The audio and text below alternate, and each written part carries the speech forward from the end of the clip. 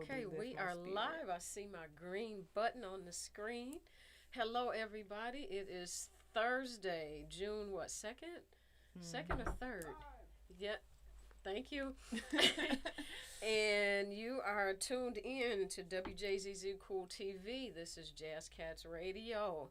I'm your hostess, Dawn, and I have in the studio with me one of my musical babies, Aaron, Alexis. How are you today? I'm pretty good. How about yourself, Good, Dawn? good. Thank you so much for taking time out of your crazy busy schedule to come and hang with me today. Oh, it's my pleasure. Yeah, so like I said, it's just smooth, relaxed, mellow kind of thing. You know, talk about what you're up to musically. You know, it's Pride Month and everything, all kind of stuff is happening.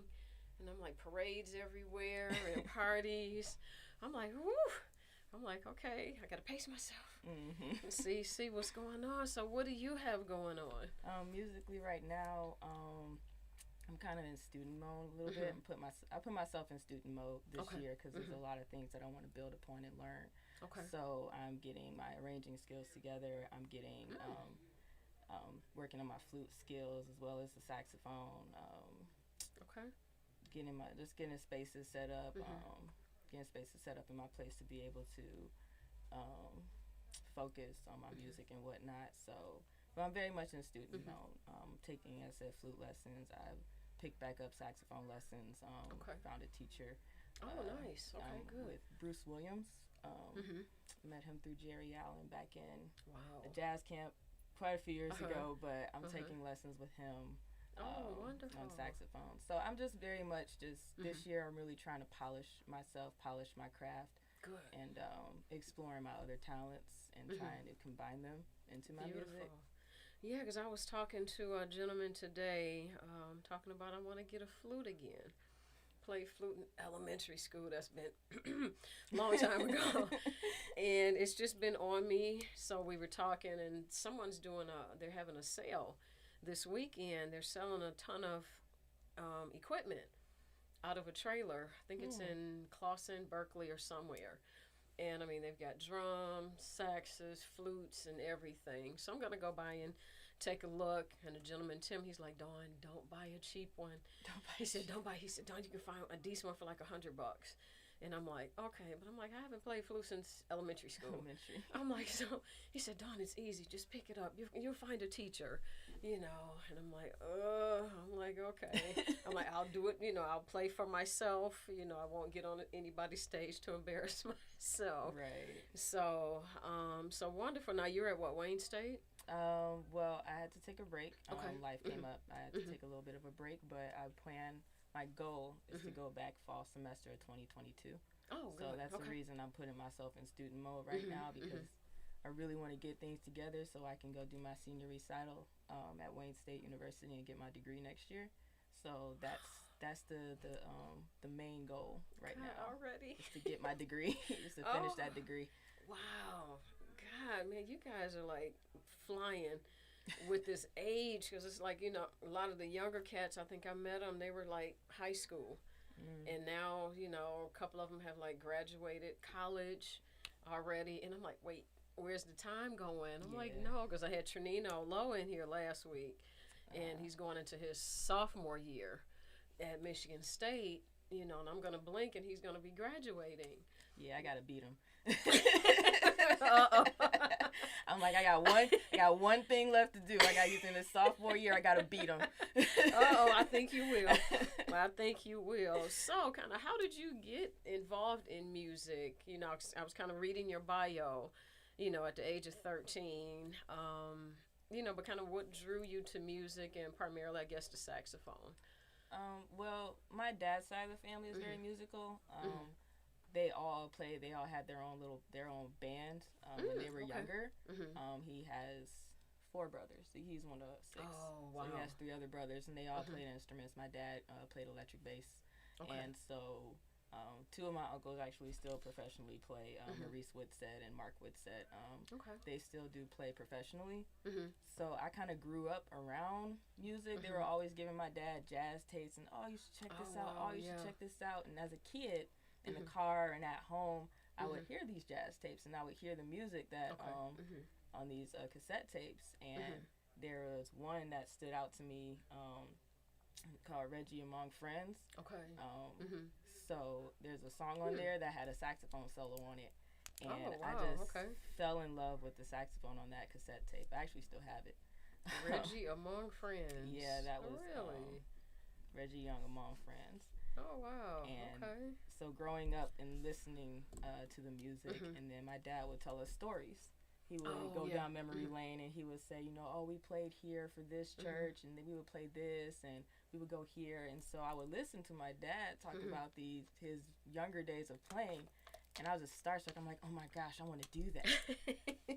So when I figured out what I wanted to do as a child, I kept saying, like, okay, I'm going to play saxophone. I would be in the store with my mom, and I would hear it on the radio, and I'd say, you know, listen to that, Ma, you hear that? I'm going to play that one day. I'm going to play that one day. Wow. So as a kid, you liked jazz music? Oh, I knew what I was going to be. Wow. I knew what I wanted to do. Did you? Okay. I did. Oh, because I know most kids. I know me. I can speak for myself. My dad used to play JZZ in the car. Would drive me bananas. I'm like, Dad, can we play something else? This is like old people music.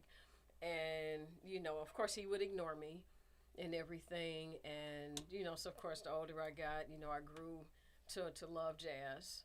And, you know, it's just kind of in my blood now, you know, between jazz and house music, you know, that's kind of, you know, and some other, you know, R&B and stuff. But, excuse me, I gravitate more, you know, towards jazz these days.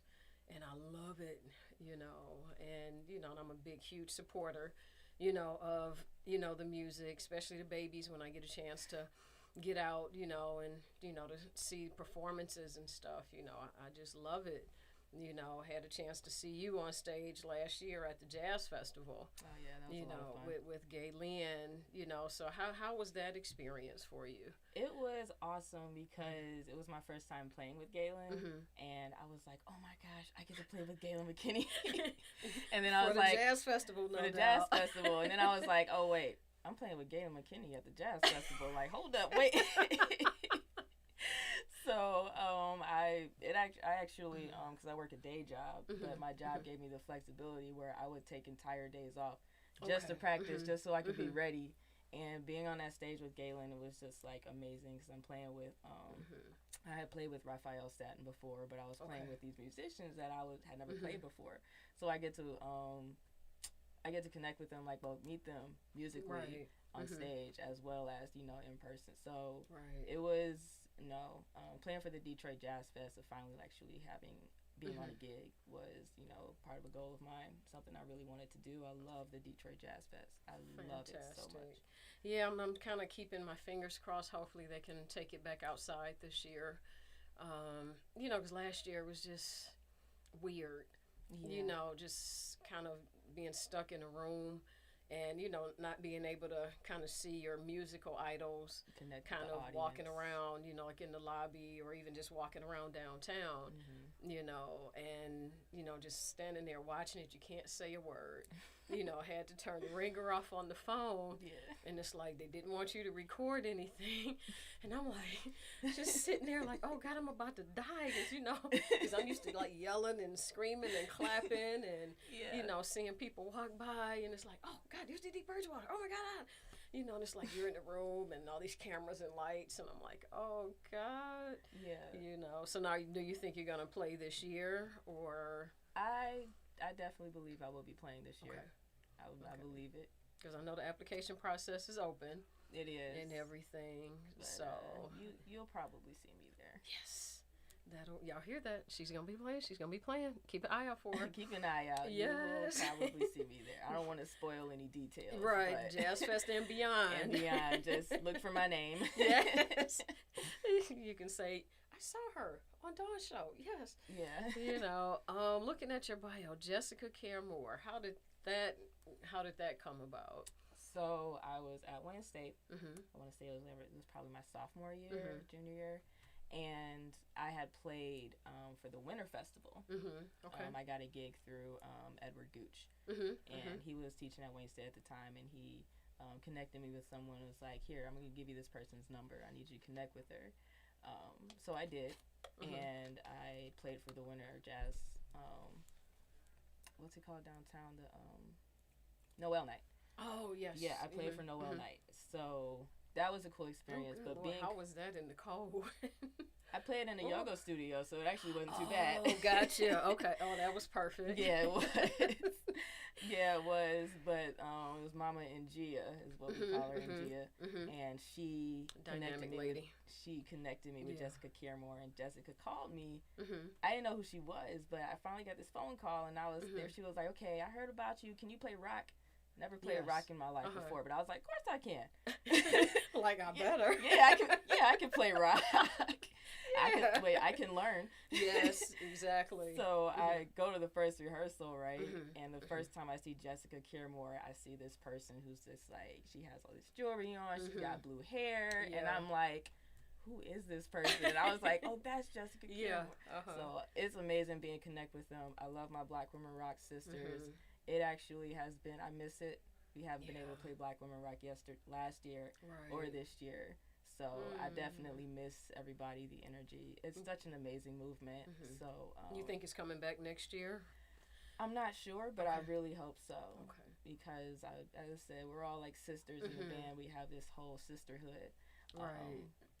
And I've seen video. I've not had a chance to, check out one of the live shows. Oh, the live, you gotta come to yeah, the live but show. from the videos I've seen, I'm like, oh my God. It's lit. I'm like, how did I miss this? We get lit. Oh.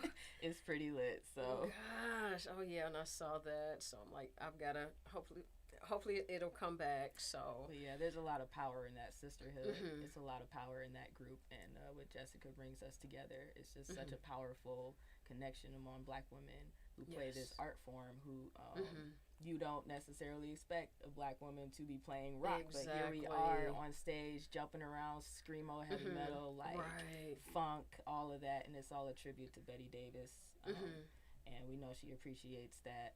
So it's an amazing sisterhood. Yeah, because I know I just saw a video not too long ago with Willow Smith, and I'm like, really, because I knew Jada was in the band, but I had never really followed it before, and so when I saw that, I'm like, oh, okay, y'all doing it, and so then when I saw Willow's video, I'm like, okay, they're really doing it, and in terms of I guess, women in the music business, what challenges, I guess, have you experienced kind of in the music business? Because I know a lot of times, people don't like to take women seriously and things like that. So how do you kind of, I guess, combat or kind of overcome, those types of issues? Those challenges. Yeah, it's definitely very much a challenge for especially as young women in jazz, because guys, they can play well.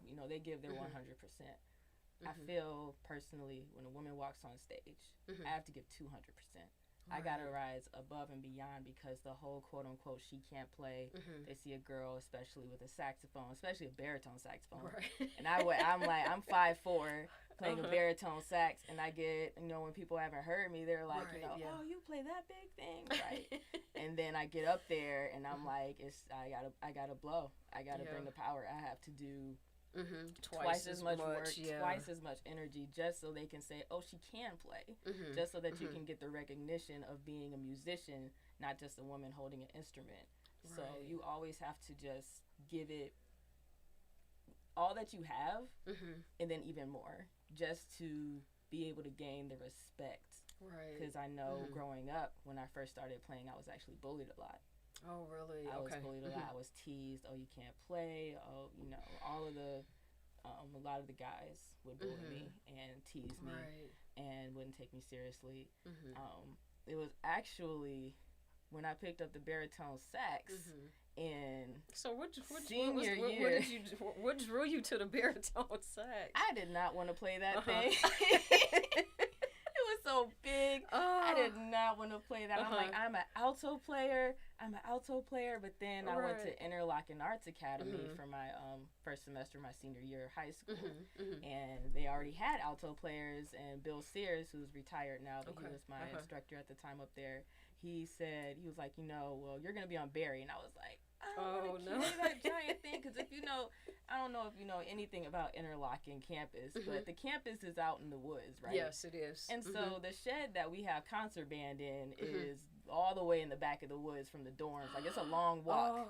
So I had to haul this baritone saxophone. I hated it for so long, but then I started to fall in love with it in college. My freshman year, I auditioned for Lab Band 1 at Wayne State under Chris Collins. And that's when I really started to feel the power of the instrument. And now I love it. I love that low end, that growl, that grit. Like, I love it.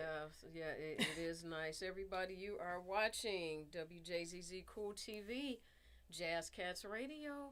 I have in the studio with me Aaron Alexis, saxophone player. So we're going to continue back to this baritone, because, I mean, that thing is huge. It is. And if I had $1 for every time somebody said, that thing is almost as big as you, I probably could, you know. You would be a multi-millionaire. I would be a millionaire. Right now. I'd be on my way to millionaire status. It doesn't every single time. Because it comes up to the case comes up to my shoulder. So, or like almost to my shoulder. Do you have wheels on that thing?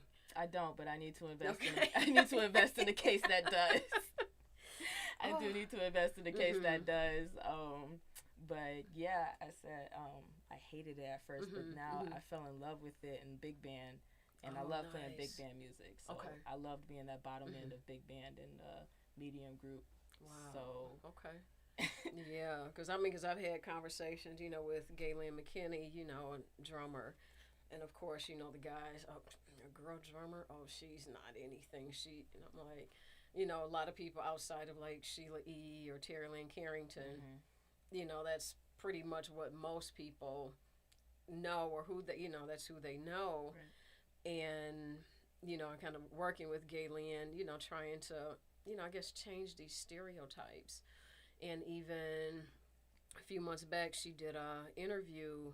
Can't remember the gentleman's name, but it was Galen, Dede Bridgewater, and another jazz artist. And I can recall Dede Bridgewater saying, you know, that there are not enough like female jazz DJs, and you know, to, you know, put the women, you know, in the forefront. And you know, so I mean, I love your, you know, your commitment and everything. So keep going. You know, keep doing it. You know, if there's some little girls, you know, out there, you know, that want to play the sax, let them play the sax. Right. You know, it's not a boy instrument, girl instrument. Right. That type of thing, you know. And kind of, you know, I'm loving your hat, by the way. These colors are like so freaking awesome. Well, it's Pride Month, you know. Yes, I gotta represent. Yeah, it's Pride Month. So, I mean, are you performing at any events coming up for Pride Month, or? I'm not. I'm actually still looking for any events that are going on to attend. Okay. I know IPSY has Pride things going on, Pride events every Friday. They have things going on, so I'll probably more than likely go check it out. I'm not playing anywhere for Pride, but I definitely plan on doing things and being involved to celebrate, because I absolutely love Pride Month. Okay. I love Pride. Wonderful. Yeah, because I know vocalist Elise King, I saw she had posted on Facebook the other day that she's going to be up in IPSY singing, but I don't know when. I don't know if it's this weekend or what. I'll have to look, you know. So let's talk about some of the other artists that you've played with that kind of may have been on your bucket list. My bucket list? Yeah. That you either have played with or you want to play with.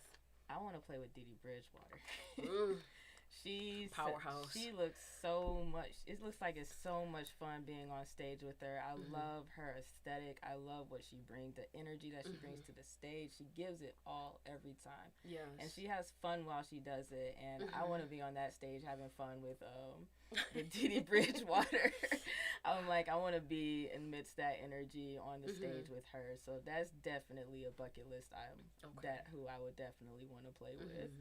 Yeah, she's a magnificent person. The few times I've met her, and I saw something. I think was Galen playing with. I think Galen was performing with her, and she had her dog on stage, Daisy. And you know, and I'm looked. You know, for early part of the show, she didn't. But then a few minutes later, something caught my eye, and I'm like, what is that laying on the stage? That's Daisy. In front of the it was her dog. And when I met her a couple of years ago at the like the kickoff picnic or some shindig or something for the jazz festival, she had her dog there. You know, and I'm like, oh my God, I said, this dog probably has more freaking flyer miles than me and 3 other people, you know, put together. You know, so how are you going to make that happen to play with Dede Bridgewater? Well, I am connected with her in a way where when I was part of the Gathering Orchestra through the Carr Center, I was playing baritone saxophone. And Dede Bridgewater and Terry Lynn Carrington were the artists who would come in, the artist spotlight who would come in for the Carr Center, and Dede would come and work with our jazz band, with the big band. Gotcha. And so it was amazing working under her and having her mentor us and the music. Bringing it to life even more. It was just amazing being in such a powerful presence, and the wisdom that she brought was just like it just leveled us up even more. So I met her there, and she got me. She was like, I got my eye on. She was like, I got my eye on you. I got my eye on you. Okay. And then she has a program called the Woodshed Network, Women in Jazz. And yeah, she did. She mentioned that in the interview. Yeah. And I was part of the first group of girls that went up to New York and went through the program. Okay. And it was again very powerful. They teach you. She brings in her own people and the people that she knows to come in and teach us these things that they don't necessarily teach us in college, and that also as women they don't want to tell you. Right. So you don't like.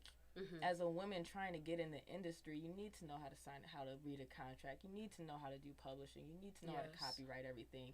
And the guys in the industry, a lot of males in the industry don't really teach that to women, or they're like, oh, you know, we get pushed to the side a lot. Right. Yes. So to bring this knowledge to us, like this is what you need to do to set yourself up as a professional musician. And then you have to be vocal about it, and you know, and then some people, you know, with the union, you know, yes, no, maybe, but I'm a member of the union, the Musicians Union, Local 5 out of Southfield. Not a musician. I'm their first booking agent with the local, and like you say, it's about the education, you know, and I've, you know, heard so many horror stories from artists signing contracts that they've not read or they don't understand, and some of them are 3 months, some are 6 month contracts, and they've got to wait until this contract expires to get out of it. And my thing is, kind of as a booking agent and artist manager, you know, I'm learning constantly. I'm learning every day. You know, one of my mentors, Ralph Armstrong, you know, he is big on education, you know, and the education of music, primarily the financial side of the business. And you know, and it just amazes me, you know, because I know the musicians, they want to play. So they'll see a piece of paper, they sign it, but they don't know what they're signing. And, you know, they get taken advantage of. And like you said, women especially, you know, our little girl just go, you know, go play, we'll take care of the paperwork. But then, you know, you may not get the money that you're supposed to and things like that. So like you said, it's very important to know the business of music. You know, like I said, I'm learning all day, every day, and I'm grateful, you know, for the opportunities that I've had, you know, to be able to, you know, be in front of certain people and like, dang, they are just people, right? You know, right? You know, you would see them on television and you know, big orchestras and stuff, but then when you meet them in person, it's like, oh, they are pretty cool. They pretty cool people, and I'm like, dang, and they cuss, they F-bomb, you know. That's so what like, happened. They real. That's what happened with me, with Dede and I. I was like, you know, I've seen her perform. I saw her perform with Jerry Allen before Jerry passed. Rest in peace. Yes. And power. But I saw Dede perform there, and I was like, oh my gosh, she seems so cool. And then I met her in person, and she worked with us, and I was able to have conversations, and I was like, she's really cool people. She is one of the most authentic, one of the most loving spirits that I know. Yes. And so being connected with her and knowing her in that way, she's definitely a role model of mine. Yeah, she definitely is. Yeah, because when I met her, you know, I introduced myself to her, you know, and then I told her, you know, I was Ralph Armstrong's assistant, and she just busted out laughing. And she was like, really? Why, honey? And just fell out laughing. I'm like, oh my God. Sounds like her. You know? And, you know, her smile is just like, oh my God. Her smile lights up the room. Lights up the entire world. I don't know how you get a smile like that. I don't know if you're born with it, if you know, have to practice it. But yes, I was like, you know, and I love her energy in everything. So, yeah, let's make that happen. Yeah, definitely want to play with her. Dede Bridgewater people, you listening? Dede, Mama D, you listening? Right. Yeah, so... you know, I know you played with Galen, Rodney Whitaker. How was that experience? Rodney Whitaker, Professor Whitaker did call me for a gig, and at first I was like, oh my gosh, what an opportunity that Professor Whitaker would even think of me and, you know, invite me on this gig at Cliff Bell's, and it was really great playing with him. That was another goal of mine. Nice. Because I'm considering pursuing my master's at Michigan State. So it was really cool playing with him and having that opportunity of being on stage with him. He has an amazing sound, amazing tone on bass, and that I could really lock into musically. And as a mentor, as a professor, to be noted and seen was, you know, especially as women, again, in jazz, when we get noticed, when we get seen, it's like, yes, it's a step forward. It's definitely a step forward. I've been on gigs that sometimes it feels like I only got hired because I'm a woman, because the guy's like, oh, I want to show diversity, so let me put a woman on stage so they can be like, oh, yeah, he hires women. And it's like, but I take those opportunities, and I'm like, okay, I'm here, you noticed me. And if I'm here for that reason, or, you know, you just noticed me, it's like, I'm still going to give 200%. Right. I'm also going to be the best looking person on stage. I hear you. I mean, so with that said, I guess, how do we as women keep that momentum going? Like I said, I'm not a musician, because I get asked all the time, do you sing? No. If you want me to clear a room, give me a microphone. I will sing, and everybody will run like hell out of the room.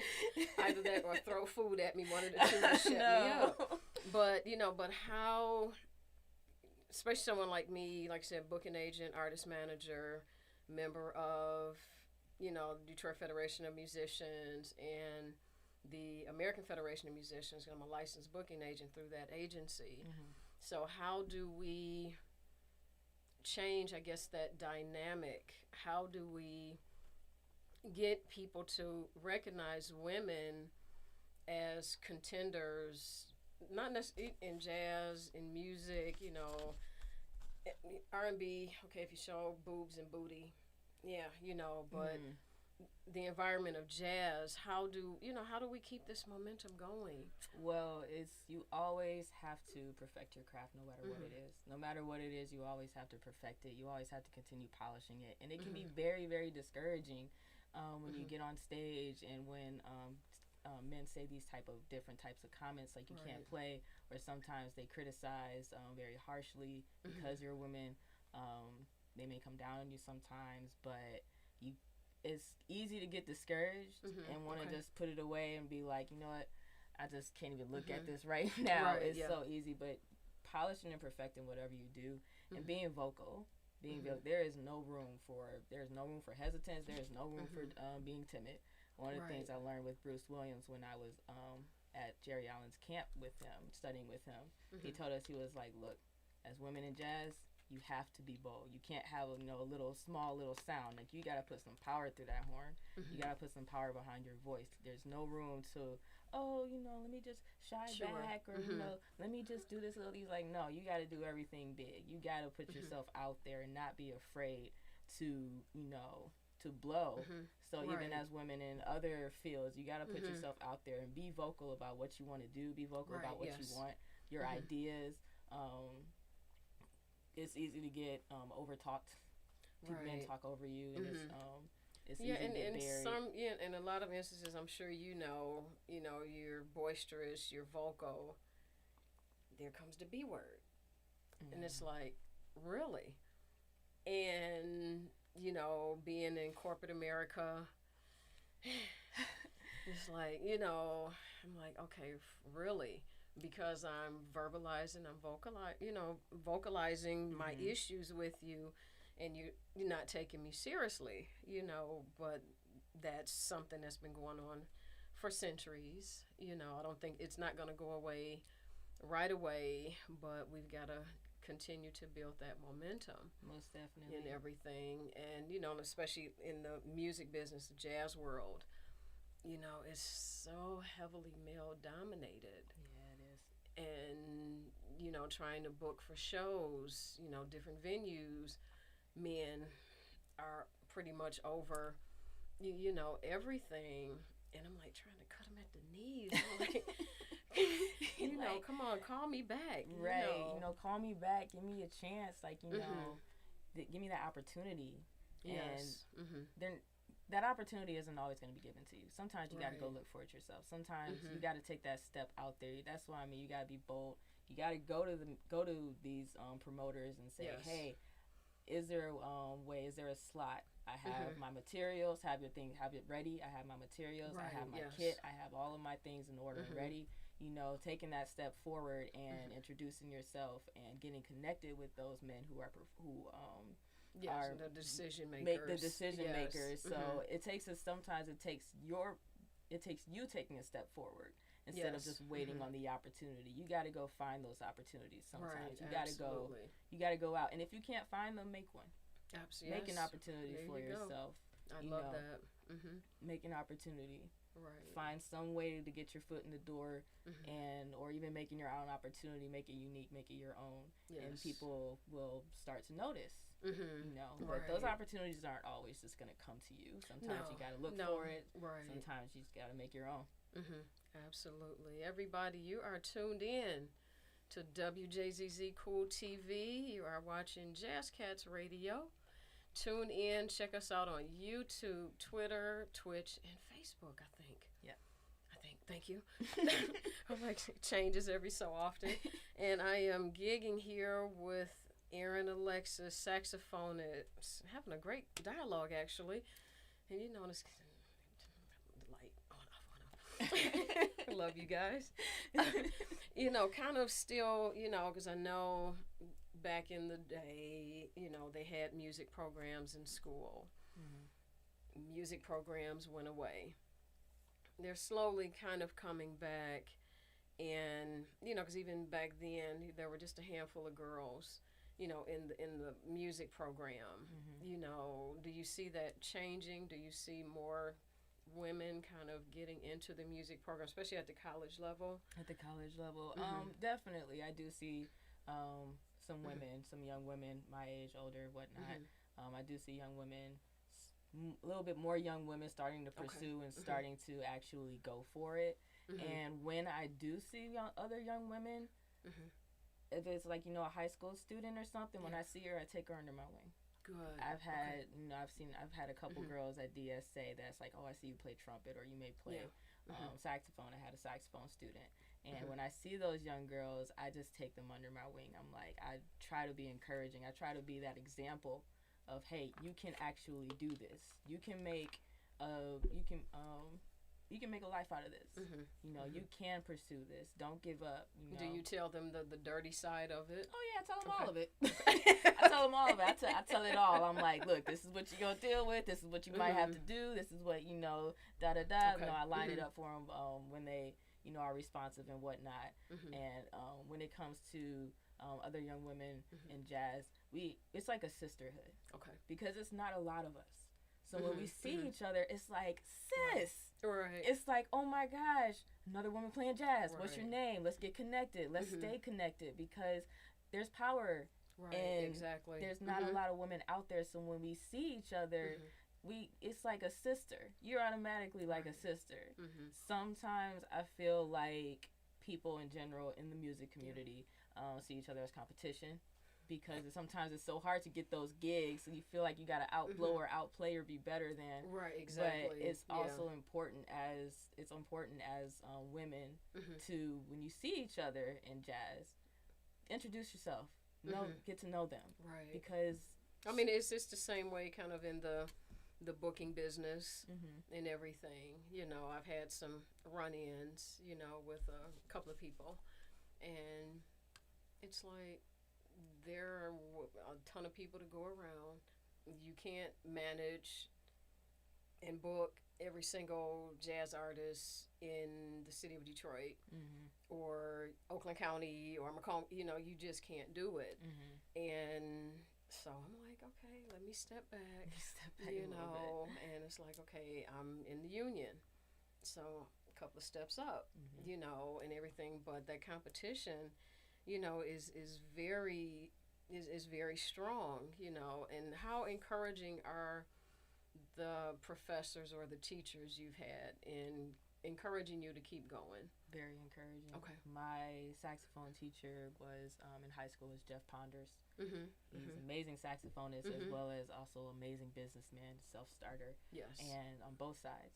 So Jeff, he took me under his wing. Okay, great. I started at Caramore's Music where he was teaching, and he was like, I think you need hour-long lessons. And so I started actually going to his house because he didn't live that far away from us, coincidentally. Oh, wow, great. He lived in our neighborhood, actually. So I started getting with him. And when I said, I want to be a musician, I want to go to college for this, I want to study this, my mom, my parents were like, music education? Like, I'm like, they're like, you want to teach it? You know, I was like, no, I want to play. Yes. And so my parents, at a small point, they were like, okay, well, you can do music education too. Like, Something we want to you fall to back on. fall. Yes. They wanted a fallback. Yes. They wanted to make sure you have a safety net. And I do plan on getting my education certification degree. But when I sat down with Jeff and my mom one time after my lesson, we were talking, and we were talking about that. And my mom was like, well, I was thinking music education. And Jeff looked at me. He said, what do you want to do? Correct, yes. And I said, I want to play. And he was like, we'll play. Yes. If you want to play, play. Go for it. And how was Mom's look after that statement? And Mom was like, music education. But he was very encouraging. He was the one who hipped me to Tia Fuller. He gave me one of her albums. Okay, yeah. And of course I fell in love. I was like, oh my gosh, a woman playing saxophone. Right, She played with Beyonce. She has her own album. Like, she was my introduction that it can be done. But Jeff Ponders, my teacher, I look up to him as my big brother and mentor now. He was very encouraging. At Wayne State, Professor Miller, I studied with Russ Miller, and he was very encouraging because he was like, you know, he didn't treat me any different. He didn't treat me any different. His instruction, he's giving everybody the same level of instruction. Absolutely. Now you're either gonna, you know, practice and, you know, level up, but he didn't discriminate or anything like that. Wonderful. He was very, very encouraging. And he made sure that I had opportunities while I was at Wayne State. He made sure that I was able to have some of those opportunities. So I was very blessed to have mentors and teachers around who would encourage me and, you know, give me, you know, hope that, you know, I can do this. Great. I can definitely do this. Yeah. So if you weren't doing music, what would you be doing in life? My other passion is actually foreign language and communication.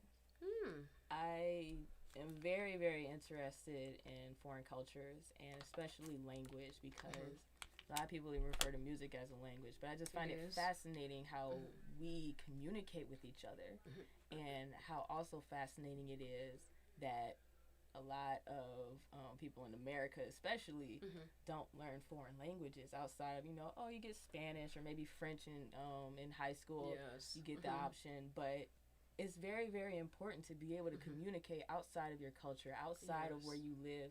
So if you go to a whole nother country, like, it's really, really important to be able to communicate with people who don't live around you. And you learn so much about them. And we communicate using words, facial expressions, our music, our tone of voice. Like, this is the different ways that we communicate. So I love foreign languages because I'm like, I want to be able to go across the world and not have to, you know, broken English or whatever. Or I had Spanish in high school, and I did nothing. You know, I did enough to pass, I think, with a C. And I never thought, you know, moving forward in life, you know, we would be as universal as we are, and you know, like you said, just going different places and the languages that are spoken, but music has always been that bridge. It has, whether or not it's in English or in another language, it has always brought people together, and I love it, you know. And it's like I'll listen to French songs, I have no freaking idea what they're saying, but the words sound so wonderful, the music is just eloquent, and it's like, okay, one day I may learn, but you know, I'm too old now. Oh, you're never too old. You're never too old to learn a new language now. Yeah, well, you're not too old. That retention, you know, it's just gonna be a little issue. You know, but that's fantastic. I mean, so what are you going to do to pursue that? In my master, when I pursue my master's, I would like foreign language to be a part. Some type of, if it's a linguistics degree or even if it's a degree in like a single language. Right now, I speak a little Spanish and I speak a little French as well. I took a French course at Wayne State. Loved it. Absolutely loved it. And I would like to pursue some type of foreign language studies. As I get my master's, I'd like to take classes in that, see if I can minor in something in that maybe. But I love foreign languages. When you even hear me, you were talking about French songs in French. Yes. The syntax of of different languages outside of English is different. So the way that, you know, their rhythm, because their rhythmic of their language is different than ours. So it's going to sound a little different. Every language has its own tone. Every language has its own syntax. We have languages that are based on the Latin forms, but we also have language based on other historic language forms. So I think it's amazing. I listen to French music as well, and the rhythm of their words is different, and it's interesting. I love it. I want to be able to sing in French. I want to be able to write pieces. I want to be able to arrange pieces in foreign languages and have them sung. Nice. Like I would love to be able to write not just in English, but I would love to be able to write in Spanish and French and Arabic. I would love to be able to write in those different languages because I think it opens up an entirely different kind of way of looking at things, basically. It does, yeah, because I had a dear friend, God rest her soul, she was taking so many like Arabic language classes. And, you know, she would go to the store, and of course she's hearing them, and she, you know, she knew exactly what they were saying, and sometimes she would get to the register and just bust out laughing. And they would kind of look at her like she was weird because she's just laughing. They didn't think she understood their language. And so when she would speak to them in their language, and they would look at her like, holy crap, like, oh, we gotta watch what we say now when she comes in the store. Comes around, yeah. You know, but it's always fascinating, you know, meeting different people from outside of the U.S., how they gravitate towards our music, you know, how it seems to be more accepted, say, like, over the pond versus here. And, you know, and for me, like I said, by me not being a musician, I'm like, it's music, and I'm like, but they gravitate towards it more than we do, you know, and so no, that would be lovely, you know, with your writings, you know. I would love to, you know, be a fly on the wall when you go in the studio to record it. I'm like, I don't know what she's saying, but it sounds good, you know. But yeah, you know, but music, I mean, it's just, you know, it's just so universal, and you know, just being exposed to different types of music. You know, if somebody were to look at my catalog of music on my phone, they would kind of turn and look at me like, oh, really? That? I'm like, I like the sound. You know, I may not know, you know, what they're saying or whatever, but it's just something about that music, you know, that I'm drawn to. And you know, yeah, I'm kind of weird when it comes to certain music, but it's all right, you know. Like, but jazz, you know, that's kind of, you know, in my blood now, you know. Yeah. And but yeah, so what's next for you? What's next? Yeah. I'm getting some life things together right now, and as I said, I'm in student mode. Once I graduate, I plan on pursuing my master's, either out of state, or if I stay in state, I plan on pursuing my master's at Michigan State. After that, As my senior recital, as I'm working on it, I want to be at a level after I graduate to be able to compose and range on a certain level where I'm able to write my own things, my own pieces, and start recording. I plan on starting a little bit of recording now, just to mess around with it a little bit. Plan on starting a little bit of recording. That was going to be my next question. When are the recordings coming? I plan on starting a little, this year, experimenting with it. But I plan on, it's a goal of mine, that by the time I get to my senior recital, I'll have some pieces under my belt that afterwards I'll be able to go and record and actually have some things down. So that's basically my plan, is to continue, get my undergrad, get my master's degree. I want to get my education done. Yes. So who can we look for on this upcoming recording? Pressure. Well, one of the things as a composer and arranger, as a young composer and arranger, is finding your voice. Yes. And being true to that voice. And it was a struggle of mine, and I'm still working with it to be able to accept my uniqueness, because in high school and when studying in college, I was like, my compositions don't sound like quote unquote jazz. Okay. I was like, this doesn't feel like it fits the book of what I'm like, what is my ear, like what am I coming up with? But learning to accept my own voice and embracing it. So I can't tell you what to listen for, but it'll definitely be unique. You'll definitely hear that and be like, oh yeah, that's Aaron.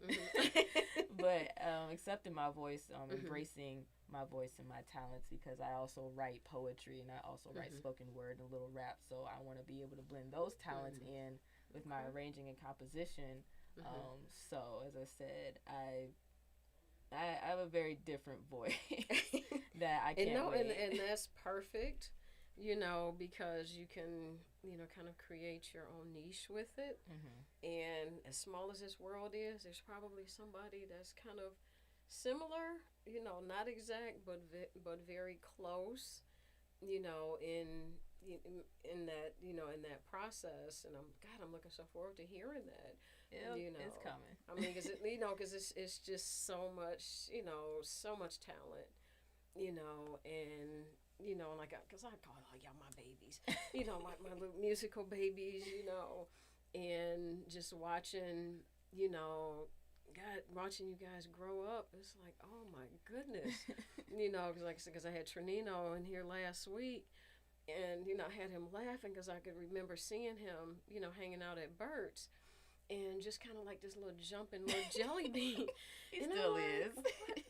I'm like, what is wrong with it? This is before I met him. I'm seeing this little kid just like bouncing up and down. And I'm like, okay, how much sugar has this dude had?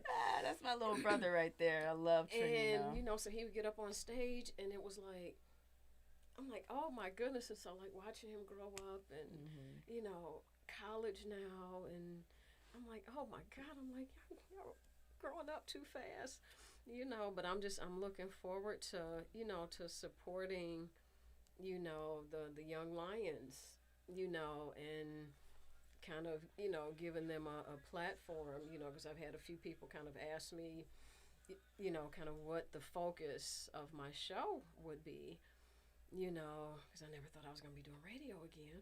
And so, and then I told him, I said, well, my focus, are going to be on the babies, to be hopefully the person to maybe showcase some of their new music, promote their shows and, and things like that. And, I just, I adopt all of y'all. So, I'm auntie, And we love you for it. I'm auntie, because every time I see Brandon Rose, he's like, there go my auntie. And people looking around like, who is he talking about? That's my auntie right there. Because a couple of the younger cats, they like, is she really your auntie? Brandon's like, yeah, that's my auntie. Yep. And so, but I'm lucky, because I know he's got a couple of records out. And I have those, and I gotta add yours, so pressure, pressure. So maybe I'll record a single just for you. Yes, y'all heard it here first. You heard it here first. But no, I love it because, and I talk to musicians all the time, and it's like I want to like crawl in your brain, and see how your brains are wired, because I had never experienced being, in a recording studio before until I went with Ralph and he was recording his Detroit Rising CD and his signature song, Blue Mashed Potatoes. Mashed potatoes. And, he played that song like 11, 12, 13, 14 times. And I'm trying to figure out why are they playing this song so much. It sounds alike.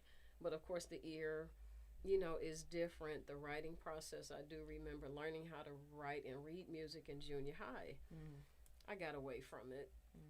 So now if I were to see a chart or something, I'm like, it's just lines and dots. Lines and dots. Just a bunch of lines and a bunch of dots. Lines and dots up here, down here, A hashtag. And I'm like, what does all of this mean? So I mean, I just love that the creative process of arts, period. And like I said, because a lot of times, my parents, my mother especially, God rest her soul, she thought I was weird. A lot of music, that I would listen to back in the day, posters on the wall, they were always like rock dudes, and she was like, she's like, what is this all about? I'm like, he's cute and I like his music. And, so, I want, keep doing what you're doing. And we don't like the word no. We don't like the word no. So, just, I want to be able to sit in the audience and be like, I remember her when, Yeah, my dad actually asked me yesterday. He was like, Aaron, I need your help. And I was like, what do you need? I was like, help with what? No. But he was like, no. He was like, I want to understand you. I was like, Dad, I don't even understand. You're going to have to talk to my psychiatrist because I was like, I would love to understand me. He was like, I just want to understand you. How do you work? I was like, you're going to have to talk to my psychiatrist because I don't even know. And that's the beauty of it. That's the beauty of the unknown. And discovering yourself. Yeah, There's absolutely. so much inside of us that we don't even realize. That we don't even tap. We don't even tap the surface. And, like for me, I'm like, because I did radio for a hot minute, on another station. And, when this opportunity came around, I'm like, who's going to tune in? Who's going to listen? And, so Roger was like, Dawn, everybody, so you need to do a show. And, so Sky Covington, he put the pressure on.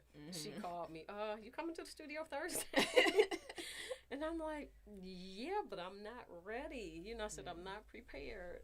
And so she, she helped me through my first show, as I was like nervous, because I guess I was like hunched up like this. And towards the end, she was like, okay, your shoulders are down. You feel better now.